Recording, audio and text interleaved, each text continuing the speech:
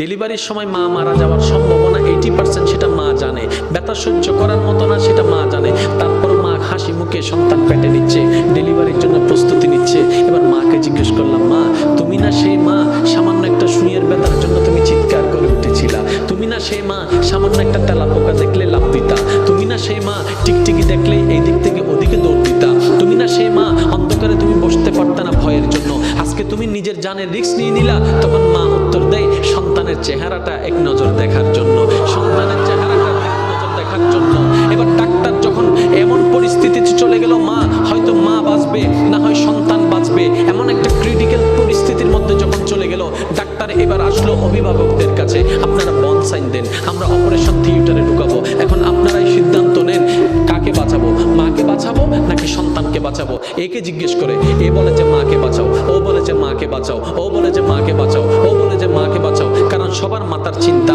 মা যদি বেঁচে থাকে সন্তান আবার আসবে, মা যদি বেঁচে থাকে সন্তান আবার আসবে, সবার একটি কথা, মাকে বাঁচাও, মাকে বাঁচাও, মাকে বাঁচাও। এবার ডাক্তার কৌতূহল বশত মাকে একবার জিজ্ঞেস করলো, সবাই বলছে মাকে বাঁচাতে, একটু আপনি বলেন না আমরা এই দুইজনের ভিতর কাকে বাঁচাবো, আপনাকে বাঁচাবো নাকি সন্তানকে বাঁচাবো। তখন মা, একমাত্র মা, সে উত্তর দেয়, একমাত্র মা তখন চিৎকার করে বলে, ডাক্তার আমার সন্তানকে বাঁচান, আমার সন্তানকে বাঁচান, আমার সন্তানকে বাঁচান। ডাক্তার অবাক হয়ে তাকায় রইল, সবাই বলছে আপনার কথা, আপনি বেঁচে থাকলে তো সন্তান আরেকটা আসবে, আপনি কেন সন্তানের কথা বলছেন। এবার মা দুই চোখের পানি ছেড়ে দিয়ে বলে,